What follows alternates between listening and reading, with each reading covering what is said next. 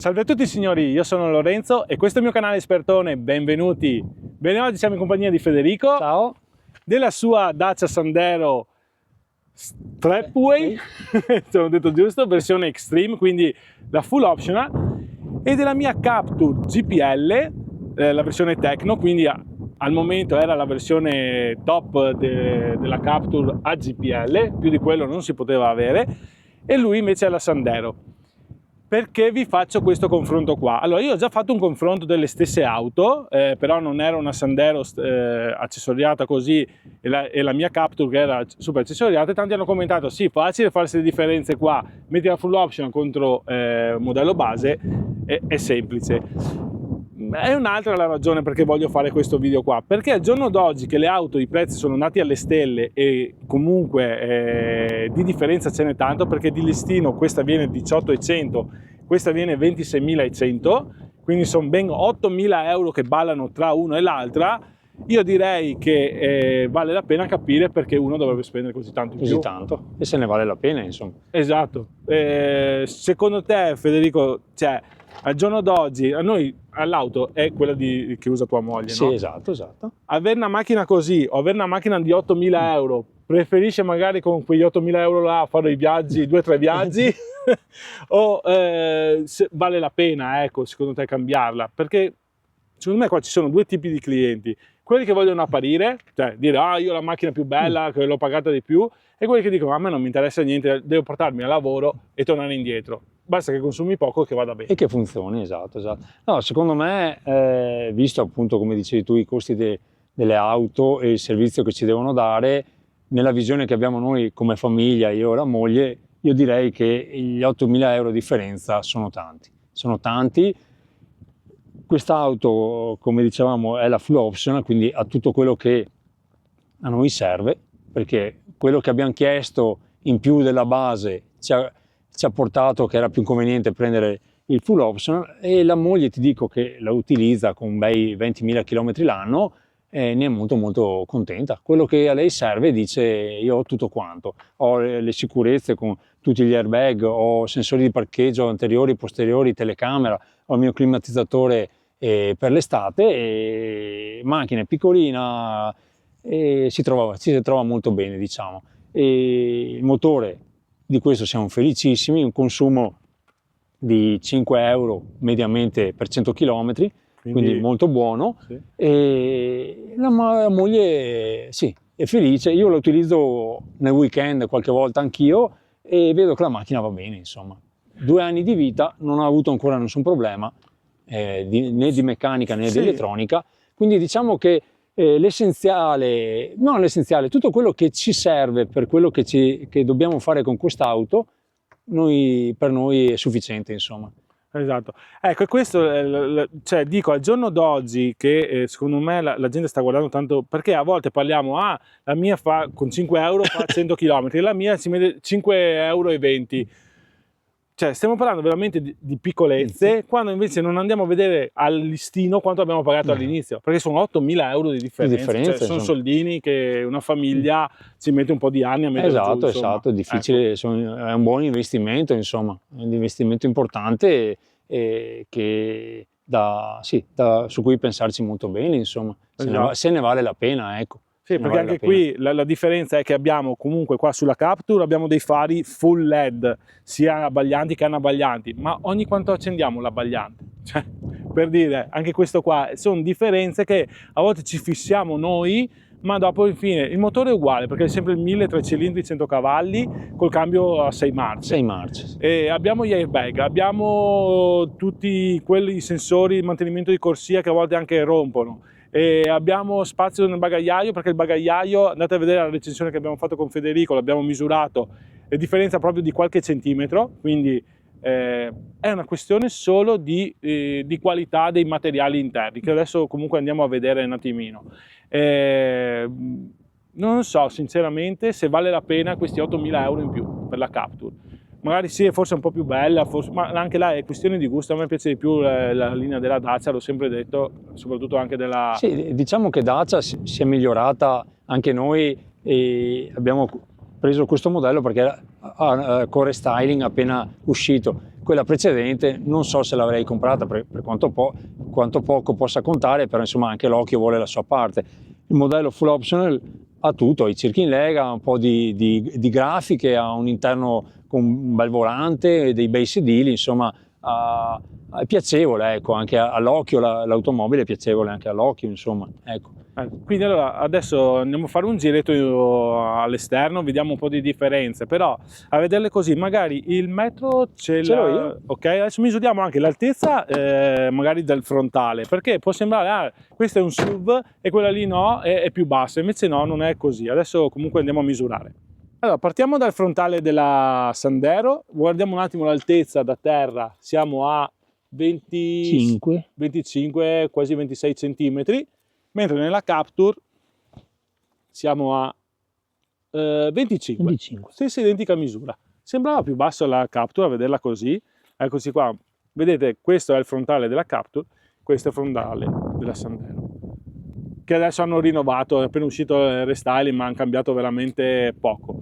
Gli indicatori di direzione, quanto vedete qua sulla Sandero, sono alogeni, come anche i fari abbaglianti, a differenza del full LED della Captur. Okay? Comunque sono lampadine che si possono sempre cambiare. A un costo sì, irrisorio. Aftermarket. La colorazione, la tua è la bianca e comunque vedo che dopo 2 anni è ancora perfetta, come anche la colorazione della Captur mantiene molto bene nonostante stia sempre fuori, ecco.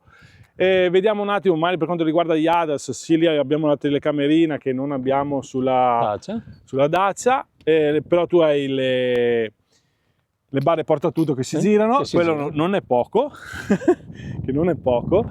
Poi abbiamo comunque i cerchi in lega da 16 pollici, che anche questi vedete che dopo comunque 2 anni sono ancora perfetti e lucidi. Ruote 205/60 raggio 16, comunque erano già delle ruote Continental, stesse ruote che ho io della Continental, sì. Quindi solo che ho il raggio 18, e anche lì avrei qualcosa da ridire. Questa è l'auto vista dalla parte laterale. Allora, vediamo se riusciamo a inquadrare anche la Captur, magari insieme.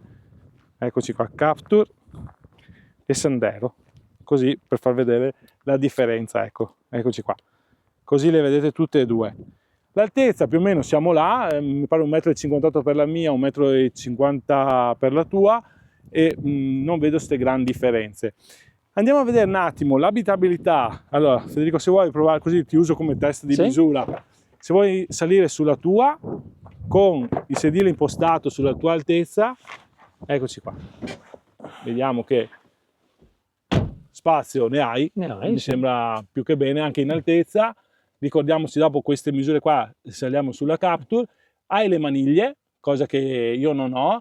Non hai la plafoniera centrale per chi siede dietro, e neanche le bocchette dell'aria, neanche le prese USB, ma c'è una presa accendisigari che magari si può mettere. Adesso hanno fatto le clip come per la Duster, che allora puoi metterti la torcia se vuoi, dietro. I sedili sono molto belli e sto tessuto qua è facile da pulire, è fatto proprio apposta, con le impunture qua sempre bronzate, e anche qua i poggiatesta della Sandero sono simili a quelli della Captur con il coso inclinato. Una tasca dietro per mettere gli oggetti, e questi sono i famosi tappetini in gomma che sono molto facili da pulire e pratici. Adesso saliamo dietro sulla Captur, così vediamo un po' la differenza. Chiudiamo la porta. Ok, anche i vetri oscurati, questi erano già di serie sulla Tecno, ci sono ancora differenze. La cosa, l'antennina mi sembra uguale alla tua, sì, è uguale, identica praticamente. Adesso saliamo dietro sulla Captur, spazio mi sembra, siamo là. Simile, sì. Non abbiamo, come vedete, nessuna maniglia, abbiamo la plafoniera LED dietro con 3 luci distinte. Qui ecco magari la rifinitura dietro è così un po' in pelle, ma sono dettagli. Qua invece abbiamo le bocchette dell'aria dietro, regolabili anche con chiuse e aperte, doppia presa USB-C e l'accendisigari. Il bracciolo, anche tu hai già il bracciolo. Per quanto riguarda i tessuti, quello tuo è più, si sta prima a pulirlo. Questo qua è il lime, che hanno fatto queste impunture qua colore giallo. eccetera. I tappetini non sono in gomma come i tuoi, ecco, a differenza della Captur che ha la panca che poi tira là avanti e indietro, di 16 ok. cm, quindi se hai più bisogno del bagagliaio, tiri avanti la panca. Questo è uno dei vantaggi non indifferenti. Dietro è tutto in plastica, tu che fai parti per macchine, penso che vedi, sì, sono là come rifinitura. Sì. No? Ecco, le cinture sono regolabili in altezza, cosa che sulla Dacia non ci sono. non ci sono. E adesso proviamo a salire davanti e lì facciamo parlare direttamente Federico per vedere se trova, cioè le differenze ci sono di sicuro. Bisogna valutare se gli 8.000 euro di differenza li vale. Li vale. Così a seduta. Diciamo che come spazi siamo, direi, simili come spazi. E chiaramente qui abbiamo monitor di dimensioni più abbondanti, e il quadro comandi a LED, sia a LED. Volante direi che si assomiglino come tipologia di volante, anche comandi molto simili, e le rifiniture, ecco, qui abbiamo, direi, le plastiche morbide per quello che riguarda il cruscotto. Ma che dopo queste plastiche morbide, no? Che bello, wow, sono morbide, ma alla fine della fiera. Cioè, noi la differenza la vediamo solamente quando la puliamo, io credo, perché che andiamo a tastare il cruscotto, le plastiche, è più facile magari in questa zona, che sarebbe un option migliore, ma vedo che anche qui siamo con la plastica risida. Siamo tornati alla risida, perché nella Captur che avevo prima erano morbide. Vedi qui che magari correndo ti appoggi, questo sarebbe stato magari un optional, un qualcosa di più apprezzato, insomma. Il cambio ti sembra... Perché ecco, avevo notato il leveraggio del cambio della Dacia, che è un po' abbondante come spaziatura tra una marcia e l'altra, ti dà l'impressione di sbagliare marcia, qualche volta di sbagliare marcia. Poi sarà una questione di abitudine, io la uso un po' qualche volta al fine settimana, se non la usa la moglie, questo lo trovo più preciso come distanza tra una leva, sia una marcia e l'altra. Questo è una cosa che ho notato di differenza tra le due macchine. Come altezza da terra, la posizione si assomiglia, sono tutte e due una bella posizione alta da terra, tipo mini SUV, insomma da SUV, molto, molto comoda. Come noto qui, ecco, a livello di impianto audio, una cassa anche qui sul montante, e sì, un bel interno anche di questa macchina, insomma. Sì, è un bel interno. Cioè, l'ha rifinita bene comunque la Captur, a me da quel punto di vista là mi è sempre piaciuta, anche se ha perso un po' di qualità nell'ultima versione. Io torno sempre al concetto iniziale, che non so se ne vale la pena spendere tutti questi soldi. Sì, gli 8.000 euro di differenza siano ben ripagati nella differenza. A mia sensazione, se tralasciamo magari il livello estetico, che chiaramente una macchina deve, c'è chi la prende anche solo perché piace il modello, direi che sono un po' tanti, ecco. 8.000 euro sono un po' tanti come investimento, insomma, contando che le motorizzazioni sono uguali. Esatto, il cambio è quello. Il cambio è quello, quindi tutto il resto va a scaricarsi dovrebbe essere scaricato su quello che è la comodità e la sicurezza, che quello chiaramente non bisogna metterlo in secondo piano. Direi che anche Dacia ha airbag frontali e laterali, e questa in più mi sembra che ha parlavamo della telecamerina, che Dacia non ha. Per il resto delle cose mi sembra che siamo, insomma, abbastanza allo stesso livello, diciamo.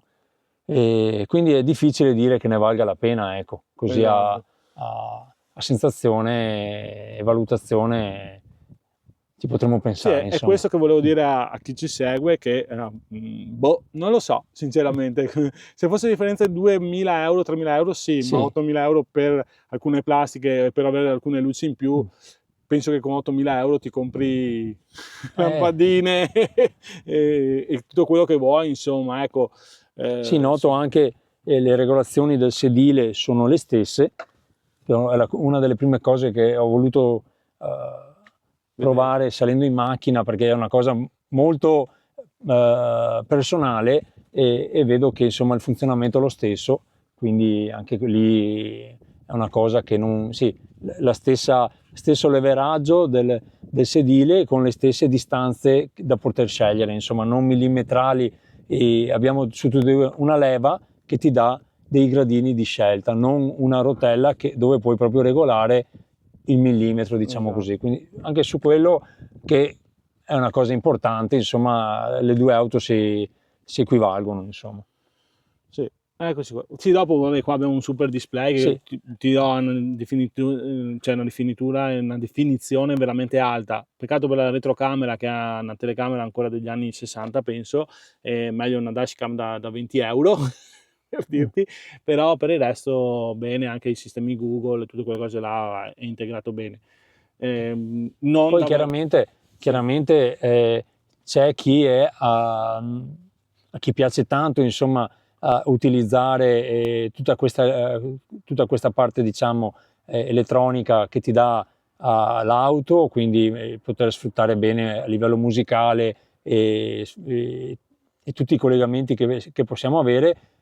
Però io ho notato che tante persone utilizzano poche cose, Esatto. magari le essenziali, perché non abbiamo magari neanche il tempo, l'abitudine o anche l'interesse, e bisogna valutare, secondo me, io vedo mia moglie, ma ho notato anche così parlando proprio anche con altre persone, che si utilizza l'autoradio, le 2-3 stazioni. L'Android Auto è molto comodo perché col telefonino ormai facciamo tutto, e questi ce l'abbiamo su tutte e due le auto e funziona bene su tutte e due le auto. Tante cose che abbiamo su questi apparati qui nuovi, secondo me non li utilizziamo, però li paghiamo. Sì. E quindi questa è una valutazione da fare, perché devo pagare una cosa che non utilizzo. Beh, questo è giusto. Cioè io adesso stavo guardando che hai l'orologio smartwatch dell'Assunto, no? Sì? Vabbè, uno dice, perché devo andare a spendere 500 euro per quell'orologio là, quando ho altri marchi che con 100 euro puoi farlo? Ma là le differenze ci sono, e sono tante. Cioè per uno che cammina in montagna, cose Sì, del genere. esatto, questo è un orologio che oggi l'ho indossato, ma normalmente lo utilizzo proprio per lo sport, e questo mi dà una sicurezza quando mi trovo da solo in mezzo alla neve a certe quote. Questo mi dà la sicurezza di riportarmi a casa, insomma. Esatto. Un orologio di prezzi molto inferiori non ne ho provati, però proprio per non rischiare ho puntato subito a un certo livello di orologio. Qua vale la pena spendere, ma certo. Qua gli 8.000 euro vale la pena per andare a lavorare tutti i giorni, o per... Cioè quegli 8.000 euro là si ripagano, esatto. Cioè si devono... Effettivamente si ripagano, poi alla fine è una valutazione difficile da fare, insomma. Dipende da che punto lo vediamo, se è solo una questione di piacere di utilizzare un certo tipo di auto, oppure o se mettiamo sul piano di valutazione solo il servizio che ti deve fare l'automobile. Se utilizziamo quel piano lì, quella valutazione lì, è molto difficile compensare e capire perché devo spendere 8.000 euro in più, insomma. Esatto. Bene signori, allora aspetta che giro la telecamera così vi saluto anch'io. Eccomi qua, che salgo nella mia auto. Io ringrazio Federico per avermi... È stato un piacere. Sì, ho voluto portare questa testimonianza qua perché avevo già fatto la recensione di questa cosa e pensavo che il video non avesse successo, invece ha avuto più successo di quello che pensavo. E sentire un'altra considerazione, perché... Cioè, al giorno d'oggi mettere giù soldini è difficile. Insomma, è un bel impegno, lo sappiamo tutti quanti. Insomma. È una bella avventura. E quindi dico, valutiamo le cose come stanno, perché a volte avere tante cose, come hai detto te, e poi non usarle è inutile. È inutile, perché noi le abbiamo pagate, sì, le paghiamo, ma non riusciamo ad averne un beneficio veramente per quello che abbiamo pagato, insomma. È una valutazione importante da fare, visto i prezzi che ci sono adesso per le automobili. Esatto, insomma. Questo sì è molto importante. Signori, se il video vi è piaciuto, un bel like, iscrivetevi al canale, qui sotto è gratuito, non costa nulla, anche perché devo pagare la birra a Federico, se no, cioè, come faccio a venirne fuori? E ringrazio ancora Federico. Grazie a voi. Grazie. Ciao a tutti! Ciao!